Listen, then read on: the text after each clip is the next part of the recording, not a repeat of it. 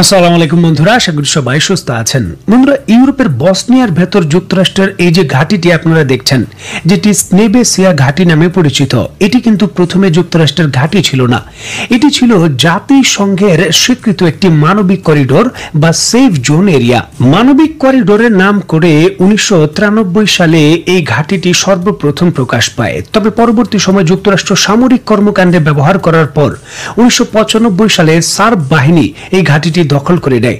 তারপরে কিন্তু জনগণকে রক্ষা করার কথা বলে এখানে ন্যাটো এবং যুক্তরাষ্ট্র সৈন্য প্রেরণ করে। 70 বছর পেরিয়ে গেছে, নতুন দুইটি দেশও প্রতিষ্ঠা হয়েছে, তবে ঘাঁটির কোনো পরিবর্তন হয়নি, এখনো ঘাঁটি আছে।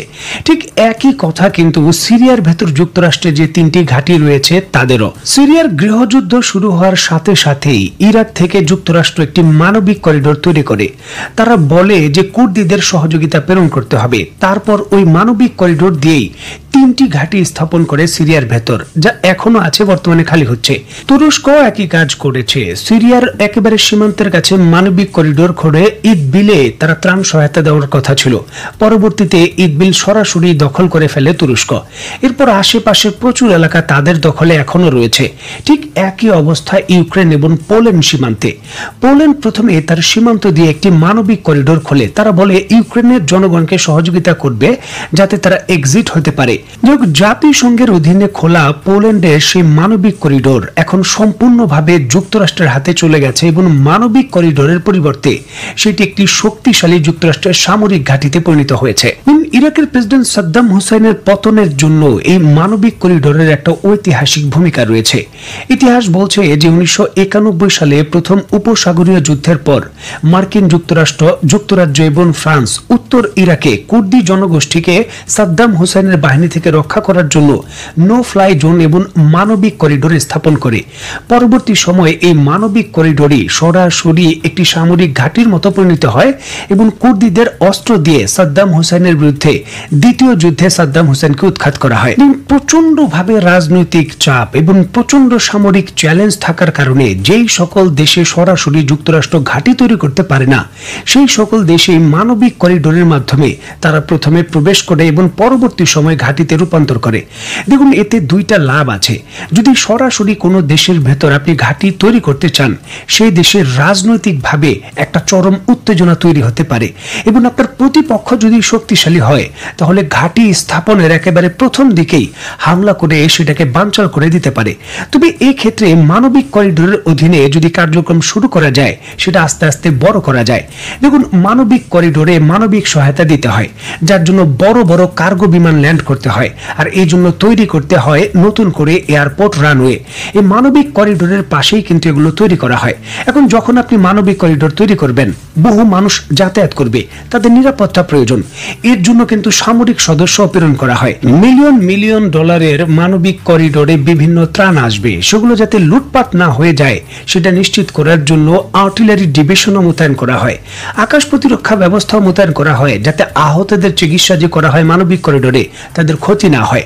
মানে একটি সামরিক ঘাঁটি তৈরি করার যে পদক্ষেপগুলো ধাপে ধাপে মানবিক করিডোরের যে আড়াল রয়েছে তার মাধ্যমে তৈরি করা হয়। এই পুরো প্রক্রিয়াটাকে আপনি আন্তঃমহাদেশীয় ব্যালিস্টিক মিসাইল তৈরির যে স্টেপগুলো রয়েছে এর সঙ্গে তুলনা করতে পারেন। যেমন ধরুন, উত্তর কোরিয়া বা ইরানের মতো দেশ যখন আন্তঃমহাদেশীয় ব্যালিস্টিক মিসাইল তৈরি করছে, তারা কিন্তু বলেনি আমরা আন্তঃমহাদেশীয় ব্যালিস্টিক মিসাইল তৈরি করছি, এই মিসাইল দিয়ে যুক্তরাষ্ট্রের ভূখণ্ডে আক্রমণ করব। তারা বলেছে যে আমরা এমন শক্তিশালী রকেট তৈরি করছি যা দিয়ে মহাশূন্যে আমাদের স্যাটেলাইট প্রেরণ করা যায়, আমরা মহাকাশ গবেষণা করব। তবে তাদের উদ্দেশ্য সরাসরি সামরিক। অনেকটা বলতে পারেন এই মানবিক করিডোর সেই রকমই একটা ব্যবস্থা।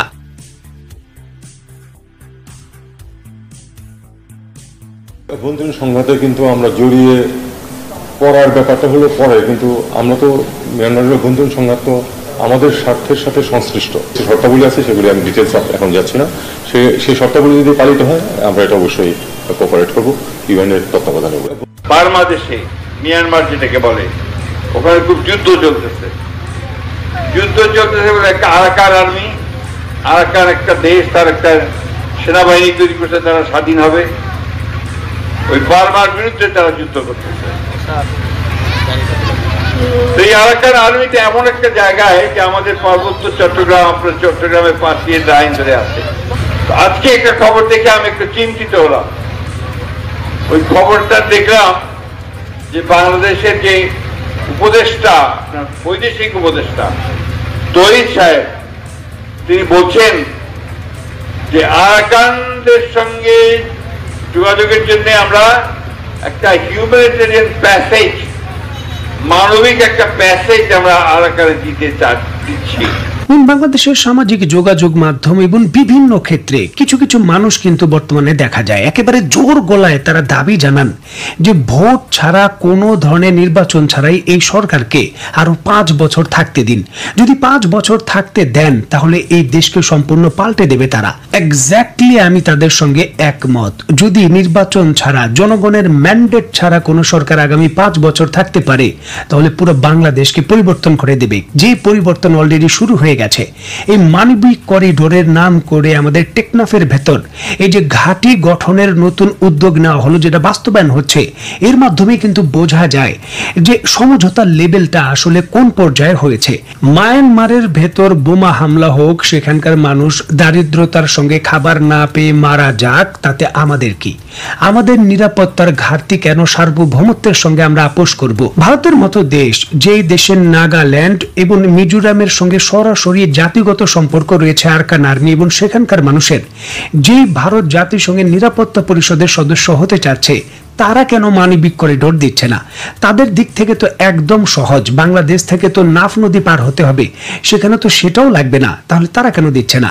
এবং তারা ভালো করেই জানে মানবিক করিডোর তো শুধু নামের কথা। এটা হতে চলেছে পূর্ণাঙ্গ একটা সামরিক ঘাঁটি, যেটা শুধু সময়ের ব্যাপার। আর একবার ঘাঁটি শুরু হয়ে গেলে আগামী 70 বছর বাংলাদেশকে এই ঘাঁটির জন্য গোলামি করতেই হবে। এটাই হলো বাস্তবতা। কারণ যুক্তরাষ্ট্র এবং পশ্চিমা বিশ্বের ঘাঁটি যেই দেশে একবার হয়েছে, আজও পর্যন্ত সেই ঘাঁটি কোনোভাবেই সরানো যায়নি। আর ভৌগোলিক কৌশলগত দিক থেকে এই টেকনাফে ঘাঁটি হলে সেটা চীনের সীমান্তে সরাসরি প্রভাব ফেলানোর জন্য খুবই গুরুত্বপূর্ণ নিয়ামক।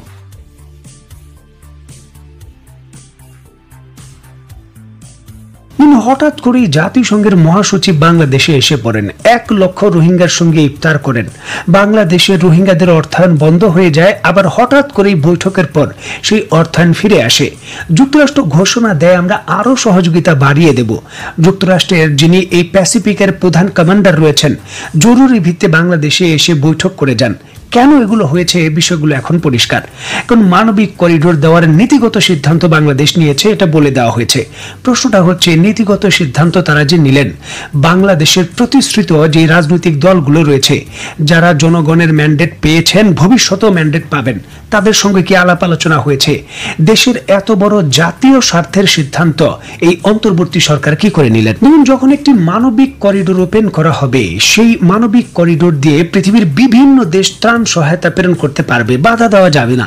প্রশ্নটা হলো, যুক্তরাষ্ট্র যদি এই মানবিক করিডোর ব্যবহার করে বিপুল পরিমাণের অস্ত্র চীনা সীমান্তের কাছে যে সকল বিদ্রোহী গোষ্ঠী রয়েছে তাদের দিতে থাকে এবং চীনের বিরুদ্ধে কার্যক্রম শুরু করতে বলে, তাহলে চীনের সঙ্গে বাংলাদেশের শত্রুতা কোন জায়গায় গিয়ে দাঁড়াবে?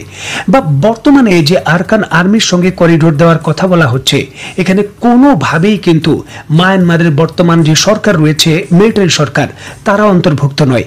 তাদের সঙ্গে সরাসরি আমাদের শত্রুতা আসলে কোন পর্যায়ে যাবে? যে দেশের 10 কিলোমিটার ভেতরে প্রবেশ করে আরাকান আর্মির সদস্যরা সশস্ত্রভাবে জলকেনি অনুষ্ঠান ব্যান্ড পার্টি করে পালন করে নিরাপদে চলে যায়, সেই দেশ আরাকান আর্মি মানবিক করিডোর দিচ্ছে, তাও আবার জাতিসংঘের অধীনে, যুক্তরাষ্ট্র এবং তার মিত্রদের নিয়ন্ত্রণে এটা পরিচালিত হবে। এটা যে বাংলাদেশের জন্য একটা নিরাপত্তাজনিত কত বড় ঝুঁকি তৈরি করবে, সেটা একেবারে অবুঝ যে শিশু রয়েছে তারাও বোঝে। প্রশ্নটা হচ্ছে, কার স্বার্থে এই সিদ্ধান্ত হচ্ছে? বাংলাদেশের নিরাপত্তার ঝুঁকি বাড়িয়ে মায়ানমারকে এই করিডোর দিয়ে বাংলাদেশ কি পেল? বাংলাদেশের স্বার্থ কি? তাহলে কি যুক্তরাষ্ট্রকে খুশি করার জন্যই এই সিদ্ধান্ত? বাংলাদেশের মানুষের মনে এই প্রশ্নগুলো থাকবে এবং অবশ্যই এর যৌক্তিক উত্তর তারা খুঁজে বের করেও নেবে। তো বন্ধুরা, আজকের মতো বিদায়। নতুন কোনো ভিডিও নিয়ে আবার দেখা হবে। সেই পর্যন্ত সবাই ভালো থাকবেন, সুস্থ থাকবেন এবং বাংলাদেশকে ভালোবাসবেন। আল্লাহ হাফেজ। সুপ্রিয় দর্শক মণ্ডলী, সম্মানিত দর্শক শ্রোতা, এতক্ষণ আপনারা দেখলেন আমেরিকার যে স্বপ্ন পূরণ অবশেষে পূরণ হলো বাংলাদেশে ঘাঁটি করার। আশা করছি এই ভিডিওটা আপনাদের খুবই ভালো লেগেছে। আরও ভালো ভিডিও পেতে SI মোল্লা 24 নিউজ ইউটিউব চ্যানেলের সাথে থাকুন। পরবর্তীতে আরও ভালো ভিডিও নিয়ে হাজির হব। ততক্ষণে সবাই ভালো থাকুন, সুস্থ থাকুন। শেয়ার করে SI মোল্লা 24 নিউজ ইউটিউব চ্যানেলের সাথেই থাকুন। আল্লাহ হাফেজ।